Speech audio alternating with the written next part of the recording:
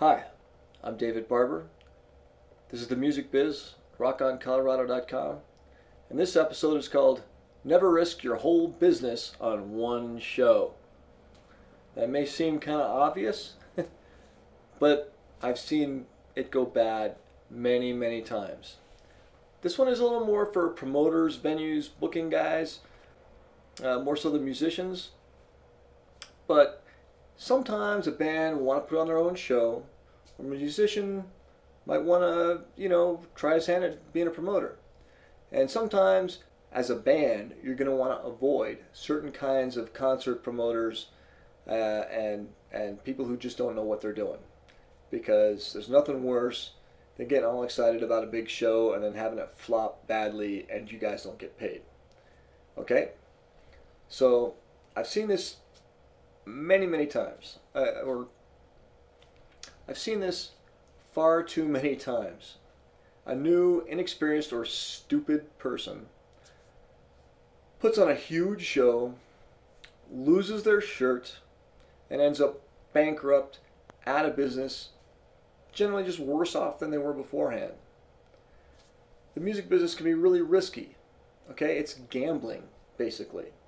A snowstorm or hurricane, depending on where you're at, any other kind of weather event, tornado, earthquake, you name it, it can ruin your show. Bands can get stuck in another state, geographically, as well as psychologically, but usually it's only when they're geographically that they have to cancel. Vans break down, people get sick, and they got to cancel at the last minute. If you're the venue or the promoter, this can happen. This can happen to you on any show at any time. And there's other things that can happen. The cops or the fire department, they can come in without warning and find some piddly little detail that justifies them shutting down the show. You never know what's going to happen. All sorts of unexpected things can and they do happen in this business. It's not that unusual. You need to be prepared for the worst. Plan for the best, but be prepared for the worst and make sure that whatever show or event that you're planning, it isn't going to bankrupt you personally or bankrupt your business or worse, land you in court or jail or get you beat up or something bad like that. I mean, there are worse things than a show just flopping.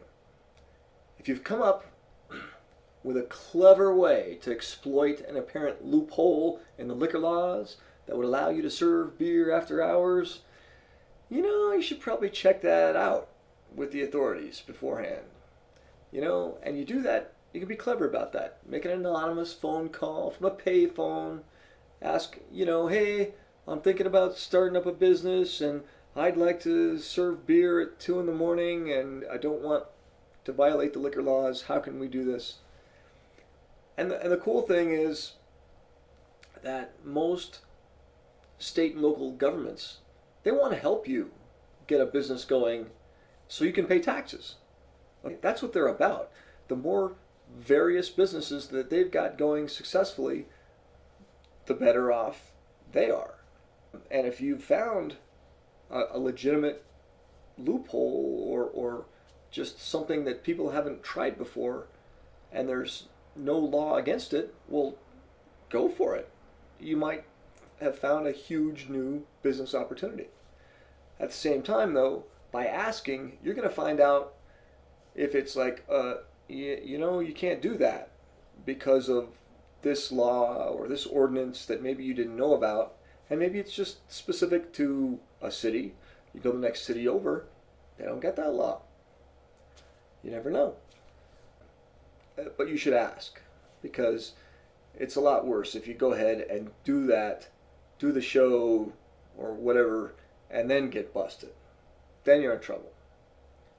A well-planned event or concert should be profitable or close to it before you even open the doors on the night of the show.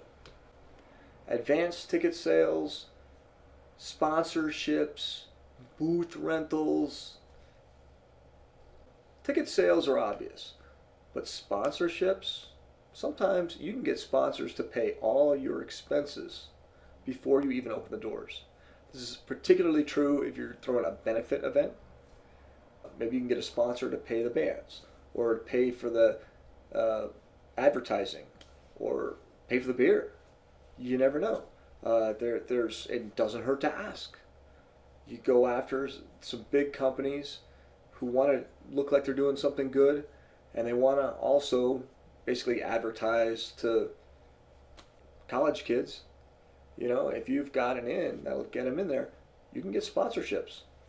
If you've got a venue that's big enough, you can consider booth rental, where you rent out a table or a small area in your venue to some company that's maybe selling t-shirts or hemp products or something, whatever.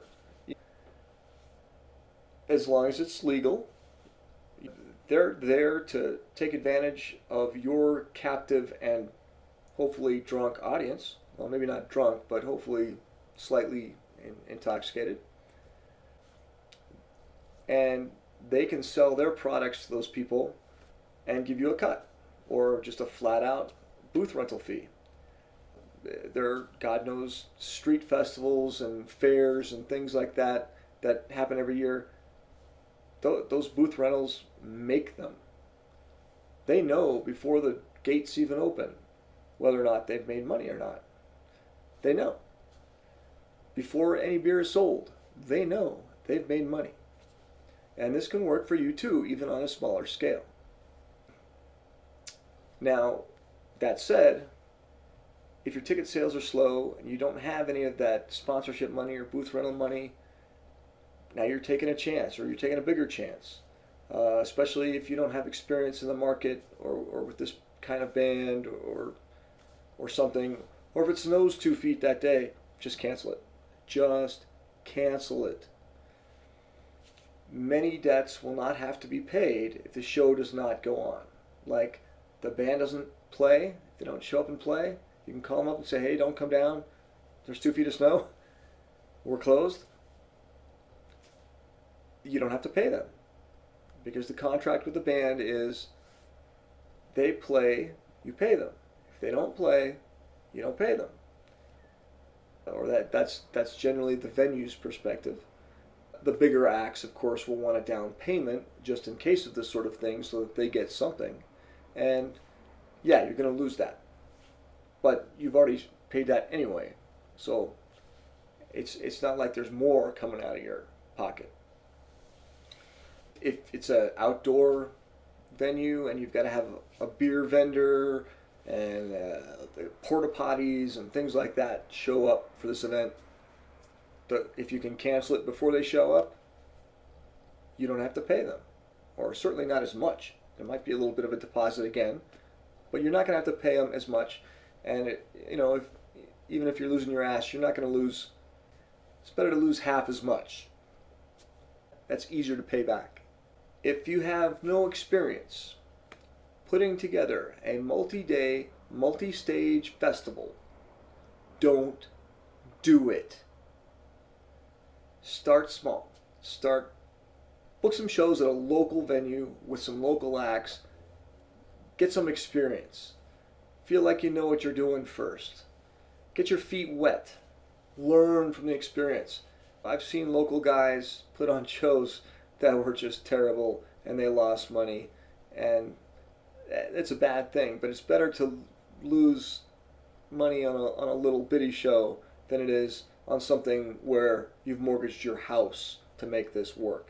I know this seems like common sense, but I've seen it happen over and over again.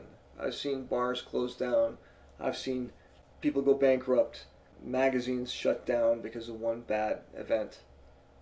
I've got 4 really horrendous stories that are too long to tell on this video, but they're written out at rockoncolorado.com.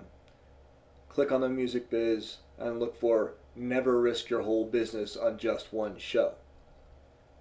This has been the music biz at rockoncolorado.com. Thanks for watching.